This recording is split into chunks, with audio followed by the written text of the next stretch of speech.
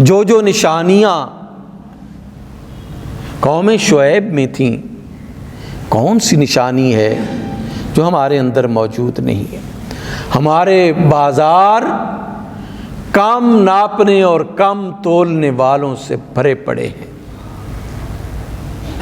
حتیٰ کہ جن کمپنیز پر ہم بڑا انحصار کرتے ہیں اور کہتے ہیں کہ یہ بہت اچھے لوگ ہیں، وہ بھی آپ کو پورا ناپ تول نہیں دیتے، وہ بھی آپ کے ساتھ جو ہے وہ بے ایمانی کرتے ہیں۔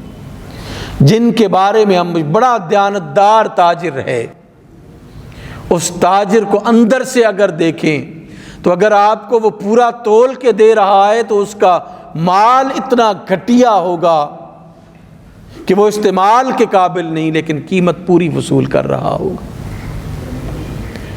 ذہنی طور پر ہم اتنی کرپشن کا شکار ہو چکے ہیں کہ کوئی کسی پر اعتبار نہیں کر سکتا، کوئی آنکھیں بند کر کے کسی سے کوئی چیز نہیں خرید سکتا۔ بے ایمانی اور کرپشن کا ایک بازار ہے جو ہر طرف گرم ہے، اور یہ تاجر، ایک تو یہ ہے کہ تاجر جو ہے وہ اپنے طور پر کرپشن اور بے ایمانی کرتے ہوں، ایک یہ ہے کہ بڑے لوگ ان کی سرپرستی کر رہے ہیں، M N As, M P As, ministers, bureaucrats, بڑے بڑے لوگ اس کرپشن کی سرپرستی کرتے ہیں۔ ظلم کی انتہا ہے کہ پورا نظام ہے جس نظام کے تحت بھتے جاتے ہیں، منتلیاں جاتی ہیں، اوپر تک جاتی ہیں، لوگ کیا کر رہے ہیں کوئی فکر نہیں، لوگ ظلم کی چکی میں پس رہے ہیں، ان کی کسی کو پرواہ نہیں ہے، لوگوں کے ساتھ کیا کچھ ہو رہا ہے کسی کی کوئی پرواہ نہیں ہے۔ آج آپ ذرا غور کیجئے کہ آپ بازار میں جاتے ہیں، آپ کو گزرنے کی جگہ نہیں ملتی۔ میں متعدد دفعہ یہ کہہ چکا ہوں، جو شاپ کیپر ہے اس کی دکان، اور پھر فٹ پاتھ پہ ایک الگ دکان، اور پھر سی ڈی اے نے جو ہے وہ یعنی سڑک پر اس کی دکان کے سامنے ہی سڑک پر ایک الگ دکان لگائی ہوئی ہے۔ یہ سارا بھتہ سی ڈی اے کو جاتا ہے، افسران کو جاتا ہے، سب کو پتا ہے کہ کیا ہو رہا ہے، لیکن ایک سسٹم ہے، کرپشن کا ایک سسٹم ہے، بددیانتی اور بدعنوانی کا ایک سسٹم ہے جو اس پورے نظام کو جکڑ کر جس نے رکھا ہوا ہے۔ پھر ہم کہیں کہ خوشحالی نہیں آتی، پھر دیکھیں نا، اگر آپ جو ہے وہ اس حد تک گر جائیں کہ کسی کا خیال نہ رکھیں تو پھر سیلاب آئیں گے، پھر قحط سالیاں آئیں گی، پھر مسائل بڑھیں گے، پھر آپ دستے نگر بنیں گے ان قوموں کے جو کبھی آپ کی غلام ہوا کرتی تھی، پھر آپ دستے نگر بنیں گے ان لوگوں کے کہ جن کی کوئی روایات نہیں ہے۔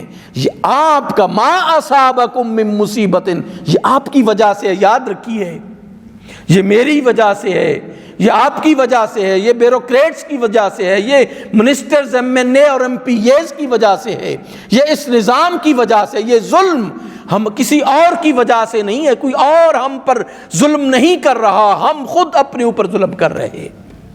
قرآن کا کیا فلسفہ ہے؟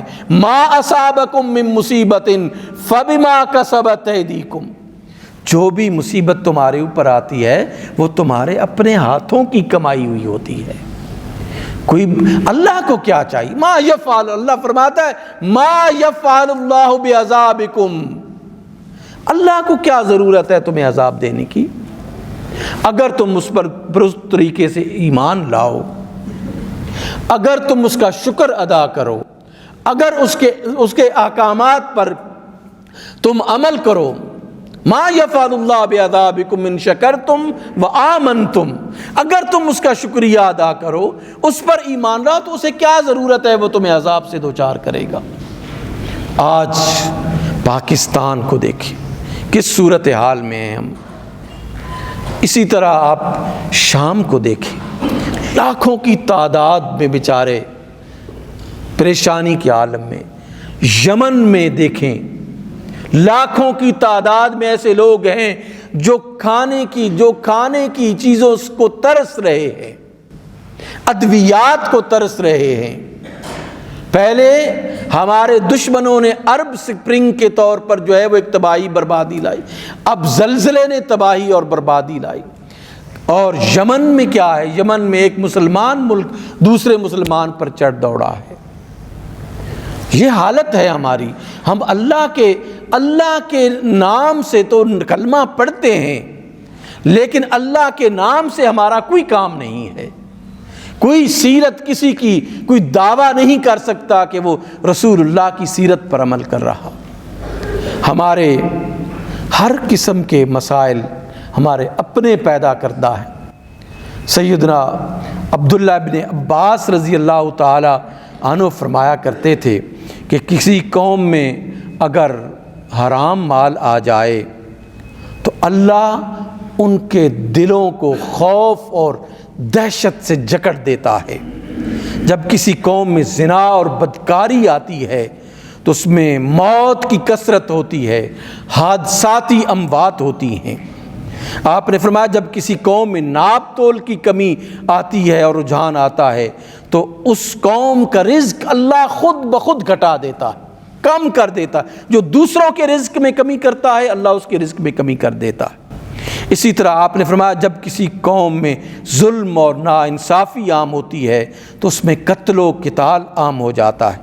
جب کسی قوم میں وعدہ خلافی عام ہوتی ہے تو اس کے دشمنوں کو اس پر مسلط کر دیا جاتا ہے۔ امام مالک نے اس حدیث کو جو ہے وہ اپنے موطا میں ذکر کیا ہے۔ ہم کہاں کھڑے ہیں؟ ہمیں اپنا خود انالیسس کرنا چاہیے۔ اللہ سبحانہ و تعالی ہمیں ان اعمال بد سے بچائے اور خصائل حمیدہ اپنے اندر پیدا کرنے کی توفیق نصیب فرمائے۔